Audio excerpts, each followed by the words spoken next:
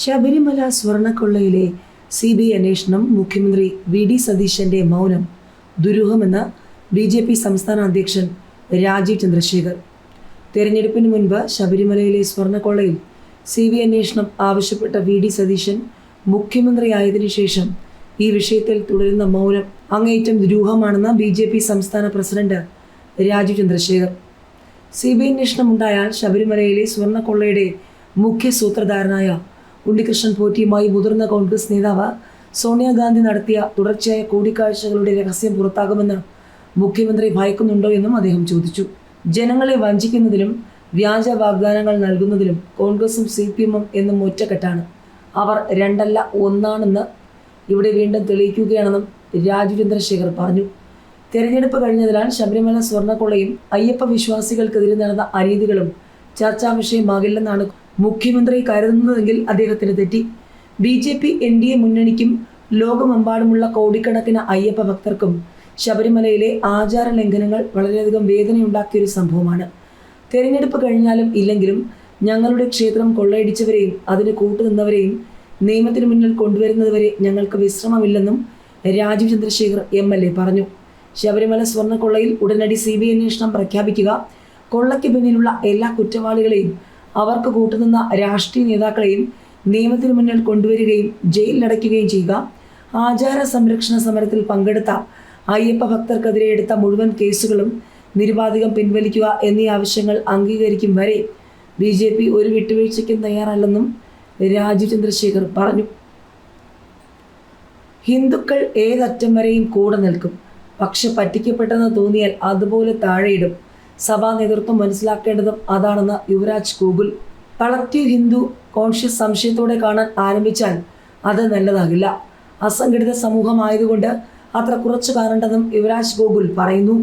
Yuvraj ഗോകുലിൻ്റെ Facebook പോസ്റ്റിൻ്റെ പൂർണ്ണരൂപം ഇങ്ങനെയാണ്: ഹിന്ദു സമൂഹത്തിന് ഒരു പ്രശ്നമുണ്ട്, ഏതറ്റം വരെയും കൂടെ നിൽക്കും. എന്തെങ്കിലും ലഭിച്ചിട്ടോ നേട്ടമുണ്ടായിട്ടോ അല്ല, ആത്മാർത്ഥതയുടെ പുറത്താണ്. അതുകൊണ്ട് തന്നെ പറ്റിക്കപ്പെട്ടു എന്ന് തോന്നിയാൽ ആ സമൂഹം അതുപോലെ അങ്ങ് താഴെ ഇടുകയും ചെയ്യും.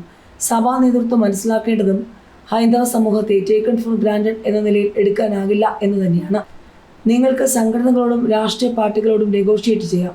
സംഘടനകളിൽ RSS ഉൾപ്പെടെ വരും, രാഷ്ട്രീയ പാർട്ടികളിൽ BJP ഉൾപ്പെടെ വരും. പക്ഷേ കളക്റ്റീവ് ഹിന്ദു കോൺഷ്യസ് സംശയത്തോടെ കാണാൻ ആരംഭിച്ചാൽ അത് നല്ലതാകില്ല. അസംഘടിത സമൂഹം ആയതുകൊണ്ട് അത്ര കുറച്ച് കാണണ്ട. പ്രമുഖ ഭജൻ ടീമിനോട് ചോദിച്ചാൽ പറഞ്ഞു തരും. നാഴികയ്ക്ക് 40 വട്ടം ₹1 പ്രതിഫലമില്ലാതെ റീലുകളായി അവരെ പ്രൊമോട്ട് ചെയ്തിരുന്നതാണ് ആ സമൂഹം. ഇന്നൊരു 30 സെക്കൻഡ് റീല് കണ്ട കാലം മറന്നു. ആരും പറഞ്ഞിട്ടല്ല, നാച്ചുറലായി സംഭവിച്ചതാണ്. വിശ്വാസ്യത ഒരിക്കൽ പോയാൽ തിരിച്ചു പിടിക്കൽ വലിയ പാടാണ്. മുനമ്പം വിഷയത്തിലെ നിലവിലെ സോഷ്യൽ മീഡിയ റൈറ്റ് വിങ്ങിൻ്റെ സമീപനം ഒരു സൂചനയാണ്. BJP എടുത്ത നിലപാടിൽ ഒപ്പമുണ്ടാകും, പക്ഷേ കളക്റ്റീവ് കോൺഷ്യസ് ഒപ്പമുണ്ടാകേണ്ടതും പ്രധാനമാണെന്നും യുവരാജ് ഗോകുൽ കുറിച്ചു. ഇന്ദിരാ ഗ്യാരണ്ടിക്ക് മാസം വേണ്ടത് 70 കോടി. കണക്കെടുത്ത് ഉന്നത വിദ്യാഭ്യാസ വകുപ്പ്. തുക എങ്ങനെ കണ്ടെത്തും? കോളേജിൽ പഠിക്കുന്ന പെൺകുട്ടികൾക്ക് പ്രതിമാസം ₹1000 നൽകുമെന്ന ഇന്ദിരാ ഗ്യാരണ്ടി തെരഞ്ഞെടുപ്പ് വാഗ്ദാനം നടപ്പാക്കാൻ ഉന്നത വിദ്യാഭ്യാസ വകുപ്പ് കണക്കെടുപ്പ് തുടങ്ങി. സംസ്ഥാനത്തെ സർവകലാശാലകളിലും ഉന്നത വിദ്യാഭ്യാസ സ്ഥാപനങ്ങളിലുമായി എത്ര പെൺകുട്ടികൾ പഠിക്കുന്നുണ്ടെന്നുള്ള ഏകീകൃത വിവരം നിലവിൽ സർക്കാരിൻ്റെ പക്കലില്ല. അതേസമയം ഏറ്റവും ഒടുവിലത്തെ അഖിലേന്ത്യാ ഉന്നത വിദ്യാഭ്യാസ സർവേയിലെ കണക്ക് നോക്കിയാൽ വിഷയത്തിൽ 800-ലേറെ കോടി ചെലവഴിക്കേണ്ടി വരും. 2023 സർവേ അനുസരിച്ച് 59.47% ഉന്നത വിദ്യാഭ്യാസത്തിൽ പെൺകുട്ടികളുടെ പ്രവേശനാനുപാതം. ദേശീയ ശരാശരി 47.8. മൊത്തം 10,99,113 വിദ്യാർത്ഥികൾ ഉന്നത വിദ്യാഭ്യാസത്തിനായി ചേർന്നു. ഈ കണക്കും പ്രവേശനാനുപാതവും വിലയിരുത്തിയാൽ കേരളത്തിലെ ഉന്നത വിദ്യാഭ്യാസ സ്ഥാപനങ്ങളിൽ പഠിക്കുന്ന പെൺകുട്ടികൾ ശരാശരി 7 ലക്ഷം വരും. അതായത് ഇന്ദിരാ ഗ്യാരണ്ടി നടപ്പാക്കാൻ പ്രതിമാസം 70 കോടി വേണ്ടിവരും. അന്തിമ കണക്കെടുപ്പിലെ കൃത്യം തുക അറിയുമെങ്കിലും അതെങ്ങനെ വഹിക്കാനാവുമെന്നതാണ് സർക്കാരിന് മുന്നിലെ വെല്ലുവിളി. ഈ അധ്യയന വർഷം ഹയർ സെക്കൻഡറി പരീക്ഷയിൽ വിജയിച്ചവരിലും പെൺകുട്ടികളാണ് കൂടുതൽ. പട്ടിക വിഭാഗങ്ങൾക്കുള്ള ആനുകൂല്യങ്ങൾക്ക് പുറമെ വരുമാനത്തിൻ്റെയും മറ്റും അടിസ്ഥാനത്തിൽ നിലവിലെ ഒട്ടേറെ സ്കോളർഷിപ്പും ഫെലോഷിപ്പും ഒക്കെ ഉന്നത വിദ്യാഭ്യാസ രംഗത്തുണ്ട്. ഇന്ദിരാ ഗ്യാരണ്ടി വരുമ്പോൾ ഇതെല്ലാം തുടരുമോ എന്ന് വ്യക്തമല്ല. അവ ലഭിക്കുന്നത് വരെ മാറ്റി നിർത്തി ഇന്ദിരാ ഗ്യാരണ്ടി നൽകണമെങ്കിൽ പുതിയ മാനദണ്ഡം വേണ്ടിവരും. ഇന്ദിരാ ഗ്യാരണ്ടി നടപ്പാക്കുന്നതിൽ ആശങ്ക. പദ്ധതികൾ നടപ്പാക്കിയാൽ ഖജനാവിന് നഷ്ടം 10,000 കോടിയിലധികം രൂപ. ഇന്ദിരാ ഗ്യാരണ്ടികൾ സംസ്ഥാനത്തിന് വരുത്തിവെക്കുക വൻ സാമ്പത്തിക ബാധ്യത. കോൺഗ്രസ് പ്രഖ്യാപിച്ച ഇന്ദിരാ ഗ്യാരണ്ടികൾ സംസ്ഥാനത്തിന് വരുത്തിവെക്കുക വൻ സാമ്പത്തിക ബാധ്യത. പദ്ധതികൾ നടപ്പാക്കാൻ ഈ വർഷം അധികമായി 10,000 കോടിയിലധികം രൂപയാണ് കണ്ടെത്തേണ്ടത്. കേന്ദ്ര വിഹിതത്തിൽ കൂടി കുറവ് വരുന്നതോടെ ഗ്യാരണ്ടികൾ എങ്ങനെ നടപ്പാക്കുമെന്നാണ് നേതൃത്വത്തിന്റെ ആശങ്ക. വൻ പ്രഖ്യാപനങ്ങൾ നടത്തി അധികാരത്തിലെത്തിയ UDF സർക്കാരിന് വെല്ലുവിളിയാവുകയാണ് കടുത്ത സാമ്പത്തിക പ്രതിസന്ധി. 5 ഗ്യാരണ്ടി കൂടി നടപ്പാക്കുമ്പോൾ വരാനിരിക്കുന്നത് വൻ ബാധ്യതയാണെന്നാണ് റിപ്പോർട്ട്. ഗ്യാരണ്ടികൾക്കായുള്ള അധിക തുക എങ്ങനെ കണ്ടെത്തുമെന്ന ആശങ്കയിലാണ് ധനവകുപ്പ്. KSRTC ബസ്സുകളിൽ സ്ത്രീകൾക്ക് സൗജന്യ യാത്ര, കുടുംബങ്ങൾക്ക് 25 ലക്ഷം രൂപയുടെ ഇൻഷുറൻസ് പദ്ധതി, കോളേജ് വിദ്യാർത്ഥിനികൾക്ക് പ്രതിമാസം 1000 രൂപ, 3000 രൂപ ക്ഷേമ പെൻഷൻ, യുവജനങ്ങൾക്ക് 5 ലക്ഷം രൂപയുടെ പലിശരഹിത വായ്പ എന്നിവയാണ് 5 ഗ്യാരണ്ടികളായി പ്രഖ്യാപിച്ചത്. കോൺഗ്രസ് ഭരിച്ച സംസ്ഥാനങ്ങളിൽ വിജയകരമായി പദ്ധതികൾ നടപ്പാക്കിയെന്നാണ് നേതൃത്വം അവകാശപ്പെട്ടത്. എന്നാൽ നിലവിൽ പ്രഖ്യാപിച്ച 5 പദ്ധതികൾക്കായി വർഷം 10,000 കോടിയിലധികം കണ്ടെത്തേണ്ടി വരുമെന്നാണ് കണക്കുകൂട്ടൽ. KSRTCയിലെ സൗജന്യ യാത്രയ്ക്കായി 1,500 കോടി, സൗജന്യ ഇൻഷുറൻസ് പദ്ധതിക്കായി 4,000 കോടി, കൂടാതെ മറ്റ് ഗ്യാരണ്ടികളുടെ തുക കൂടി കണക്കാക്കുമ്പോൾ 10,000 കോടിക്ക് അടുത്തെത്തും. ക്ഷേമ പെൻഷൻ എത്രയാണ് വർദ്ധിപ്പിക്കുകയെന്ന് വ്യക്തമാക്കിയിട്ടില്ല. ഘട്ടം ഘട്ടമായി 3,000 ആക്കി ഉയർത്തുമെന്നാണ് സൂചന. 3,000 ആക്കി ഉയർത്തിയാൽ വർഷം 7,440 കോടി അധികം കണ്ടെത്തണം. സാമ്പത്തിക പ്രതിസന്ധിക്കിടയിൽ ഗ്യാരണ്ടികൾ നടപ്പാക്കാൻ ഇത്രയും തുക എവിടെ നിന്നും കണ്ടെത്തുമെന്നുള്ളതാണ് പ്രതിസന്ധി. കർണാടകയിൽ ഗ്യാരണ്ടികൾ നടപ്പാക്കാൻ പ്രതിവർഷം 50,000 മുതൽ 60,000 വരെ കോടിയാണ് ചെലവാക്കുന്നത്. സംസ്ഥാനത്തിനുള്ള വിഹിതം കേന്ദ്ര സർക്കാർ വെട്ടിക്കുറച്ചതും തിരിച്ചടിയാണ്. ഈ വർഷം ഡിസംബർ വരെ കേരളത്തിന് പൊതുവിപണിയിൽ നിന്നും കടമെടുക്കാവുന്ന തുകയിൽ 6,000 കോടിയുടെ കുറവാണുണ്ടായത്.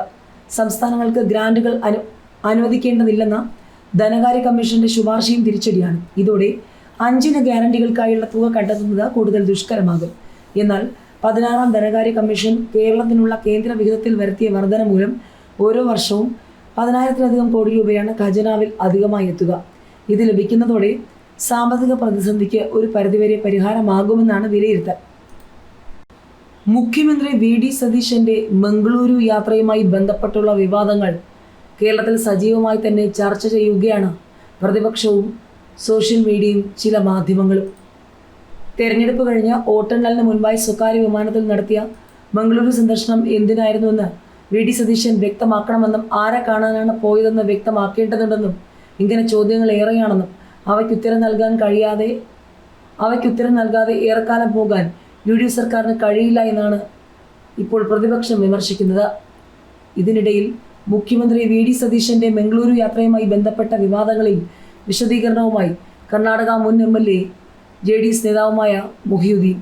VD സതീശനെ മംഗളൂരു വിമാനത്താവളത്തിൽ സ്വീകരിച്ചതിൽ മറ്റ് ലക്ഷ്യങ്ങളില്ല, അതിൽ രാഷ്ട്രീയമില്ലെന്നും തികച്ചും സൗഹൃദപരമായ സന്ദർശനമായിരുന്നു അതെന്നും ബാവ പറഞ്ഞു. VD സതീശൻ പ്രതിപക്ഷ നേതാവായിരിക്കെ മൂകാംബിക ക്ഷേത്ര ദർശനത്തിനുള്ള യാത്രയിലാണ് മംഗളൂരുവിലെത്തിയത്. വിമാനത്താവളത്തിൽ അദ്ദേഹത്തെ സ്വീകരിക്കാൻ മുഹിയുദ്ദീൻ ബാവയും JDS നേതാവായ BM ഫാറൂഖും ഉണ്ടായിരുന്നു. എന്നാൽ ഈ കൂടിക്കാഴ്ചയ്ക്ക് രാഷ്ട്രീയ നിറം നൽകേണ്ടതില്ല എന്നാണ് ഇപ്പോൾ നേതാക്കൾ പറയുന്നത്. വർഷങ്ങളായുള്ള വ്യക്തിപരമായ സൗഹൃദത്തിന്റെ ഭാഗമായാണ് സ്വീകരണം ഒരുക്കിയതെന്ന് അദ്ദേഹം പറഞ്ഞു. ഒരു തരത്തിലുള്ള രാഷ്ട്രീയ ചർച്ചകളും അവിടെ നടന്നിട്ടില്ല. VD സതീശനുമായി എന്തെങ്കിലും തരത്തിൽ രാഷ്ട്രീയ ചർച്ചയോ അദാനി ഗ്രൂപ്പുമായി ബന്ധപ്പെട്ട ചർച്ചയോ നടന്നുവെന്ന് തെളിഞ്ഞാൽ രാഷ്ട്രീയ ജീവിതം അവസാനിപ്പിക്കുമെന്നും മുഹിയുദ്ദീൻ പറഞ്ഞു. യാത്രക്കിടെ BM ഫാറൂഖിന്റെ വീട്ടിൽ ഒരു സൽക്കാരം നടന്നിരുന്നു. സത്കാരത്തിൽ അദാനി ഗ്രൂപ്പ് പ്രസിഡന്റ് കിഷോർ ആൽവയും മുഖ്യമന്ത്രി VD സതീശനും പങ്കെടുക്കുന്നത് സത്യമാണെന്ന് ബാവ സമ്മതിച്ചു. എന്നാൽ ഇത് തികച്ചും യാദർച്ഛികമായി സംഭവിച്ചതാണ്. ഇതിൽ ദുരൂഹതകളൊന്നുമില്ല. ഔദ്യോഗികമായ യാതൊരു ചർച്ചയും അവിടെ നടന്നിട്ടില്ല. കിഷോർ ആൽവ എത്തിയത് നേരത്തെ നിശ്ചയിച്ച പരിപാടിയുടെ ഭാഗമായല്ല. VD സതീശനോടുള്ള ബഹുമാനത്താലാണ് സ്വീകരിക്കാൻ പോയത്. NDക്ക് വേണ്ടിയല്ല താൻ പോയതെന്നും മുഹിയുദ്ദീൻ ബാവ ആവർത്തിച്ചു. അനാവശ്യമായി കിഷോർ ആൽവയുടെ പേര് വലിച്ചിഴയ്ക്കുകയായിരുന്നു. ആ രക്ഷാപ്രവർത്തനം ഒഴിവാക്കേണ്ടതായിരുന്നു. അത് ഇടത് സർക്കാരിന് അവമതിപ്പുണ്ടാക്കിയെന്ന് ബിനോയ് വിശ്വം. തിരഞ്ഞെടുപ്പ് തോൽവിക്ക് ശേഷം ജില്ലാ കൗൺസിൽ യോഗങ്ങളുടെ വിലയിരുത്തലുകൾ മിക്കവാറും പൂർത്തിയായപ്പോൾ പാർട്ടിക്കുള്ളിൽ നടക്കുന്ന വിമർശനങ്ങളെക്കുറിച്ചുള്ള ചോദ്യങ്ങളോട് CPI സംസ്ഥാന സെക്രട്ടറി ബിനോയ് വിശ്വം ഒടുവിൽ പ്രതികരിച്ചു. കനത്ത പരാജയമാണെന്നതിൽ തർക്കമില്ലെന്നും കാരണം പഠിച്ചു വരികയാണെന്നും ഇത്രയും വലിയ പരാജയമാകുമ്പോൾ കാരണം കലവറയില്ലാതെ ആഴത്തിൽ പരിശോധിക്കുമെന്നും തിരുത്തേണ്ടത് തിരുത്തുമെന്നും നികത്തേണ്ട പാളിച്ച നികത്തുമെന്നും ബിനോയ് വിശ്വം പറഞ്ഞു. മുന്നണിയിലെ മുഖ്യകക്ഷി എന്ന നിലയിൽ CPM-ന്റെ കാര്യം പറയേണ്ടത് ആ പാർട്ടിയാണ്. CP വെറുതെ പറയുകയല്ല, തിരുത്തേണ്ടത് തിരുത്താനുള്ള ആർജവും രാഷ്ട്രീയ ശേഷിയും സംഘടനാ ശേഷിയും CPക്കുണ്ട്. CPM-ഉം ഇതേ രീതിയിൽ ചെയ്യുമെന്നാണ് കരുതുന്നത്. പിണറായി വിജയനെതിരെ പാർട്ടി യോഗങ്ങളിൽ വിമർശനം ഉണ്ടാകാറുണ്ട്. വിമർശനം വിലക്കിയിട്ടില്ല. ഏതെങ്കിലും വരയ്ക്കപ്പുറം ഒന്നും പറയരുത് എന്ന നിയന്ത്രണ രേഖയൊന്നുമില്ല. തന്നെക്കുറിച്ചും വിമർശനം ഉണ്ടായിട്ടുണ്ട്. വിമർശനം ദോഷമായി കാണുന്നില്ലെന്നും ബിനോയ് വിശ്വം പറഞ്ഞു. പിണറായി പ്രതിപക്ഷ നേതൃസ്ഥാനം ഒഴിയണമെന്ന ആവശ്യം പാർട്ടി യോഗങ്ങളിൽ ഉയർന്നതിനെക്കുറിച്ചും ബിനോയ് വിശ്വം പ്രതികരിച്ചു. പ്രതിപക്ഷ നേതാവിനെ നിശ്ചയിക്കാനുള്ള അവകാശം CPM-ൻ്റെതാണ്. അനുഭവത്തിൻ്റെ വെളിച്ചത്തിൽ അവരാണ് ആ കാര്യം തീരുമാനിക്കേണ്ടത്. CPM-ൻ്റെ രാഷ്ട്രീയ അവകാശത്തിൽ CP തലവെക്കില്ല. ഞങ്ങൾ കാണുന്നത് പോലെ തന്നെ അവർ കാര്യങ്ങളെ നോക്കിക്കാണണമെന്ന് പറയാനാകില്ല. മുൻപ് വെള്ളാപ്പള്ളി നടേശനെ മുഖ്യമന്ത്രിയുടെ കാറിൽ കൊണ്ടുപോയതിനെക്കുറിച്ചുള്ള മാധ്യമപ്രവർത്തകരുടെ ചോദ്യത്തിന് താൻ പറഞ്ഞത് എൻ്റെ കാറിൽ കയറ്റില്ല എന്നാണ്. അടുത്ത ദിവസം പിണറായി വിജയൻ പ്രതികരിച്ചത് ബിനോയ് വിശ്വം അല്ലല്ലോ പിണറായി വിജയൻ എന്നാണ്. വീണ്ടും മാധ്യമപ്രവർത്തകർ എന്നോട് പ്രതികരണം തേടി. അപ്പോൾ ഞാൻ പറഞ്ഞത് ശരിയാണ്, പിണറായി അല്ല ബിനോയ്, രണ്ടും രണ്ട് പേരാണ്, രണ്ട് പാർട്ടിയാണ്, രണ്ട് വ്യക്തിത്വങ്ങളാണ് എന്നാണ്. ആശാസമരത്തെ ഒരു ഇടതുപക്ഷ സർക്കാർ ഇങ്ങനെയായിരുന്നില്ല സമീപിക്കേണ്ടിയിരുന്നത് എന്നാണ് CP കാണുന്നത്.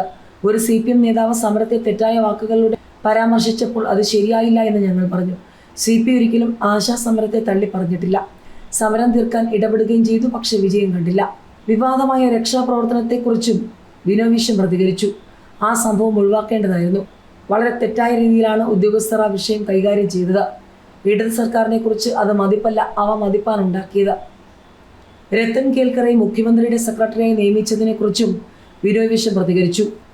ജനങ്ങളുടെ വോട്ടവകാശം ഉറപ്പുവരുത്താൻ ഭരണഘടനാപരമായി ചുമതലയുള്ള തെരഞ്ഞെടുപ്പ് കമ്മീഷൻ ഉത്തരവാദിത്വം പാലിക്കുന്നില്ല. കേന്ദ്രം ഭരിക്കുന്ന BJPയുടെ താൽപ്പര്യം സംരക്ഷിക്കാനാണ് കേന്ദ്ര തെരഞ്ഞെടുപ്പ് കമ്മീഷൻ ശ്രമിച്ചത്. ആ നയം കേരളത്തിലും നടപ്പാക്കിയ ഉദ്യോഗസ്ഥനാണ് മുഖ്യ തെരഞ്ഞെടുപ്പ് ഓഫീസറായിരുന്ന കേൽക്കർ. അങ്ങനെയുള്ള ആളെ സെക്രട്ടറിയായി വയ്ക്കുമ്പോൾ അവിടെ നിയമം മാത്രം നോക്കിയാൽ പോരാ, നിയമനം നിയമപരമായി ശരിയായിരിക്കാം, രാഷ്ട്രീയമായും ധാർമ്മികമായും ശരിയാണോ എന്ന് UDF ചിന്തിച്ചില്ല. തെരഞ്ഞെടുപ്പ് കഴിഞ്ഞ് വോട്ടെണ്ണലിന് മുൻപ് സ്വകാര്യ വിമാനത്തിൽ നടത്തിയ മംഗളൂരു സന്ദർശനം എന്തിനായിരുന്നു എന്ന് VD സതീശൻ വ്യക്തമാക്കണം. ആരെ കാണാനാണ് പോയതെന്ന് വ്യക്തമാക്കേണ്ടതുണ്ട്. ഇങ്ങനെ ചോദ്യങ്ങൾ ഏറെയാണ്. അവയ്ക്ക് ഉത്തരം നൽകാതെ ഏറെക്കാലം പോകാൻ UDF സർക്കാരിന് കഴിയില്ല.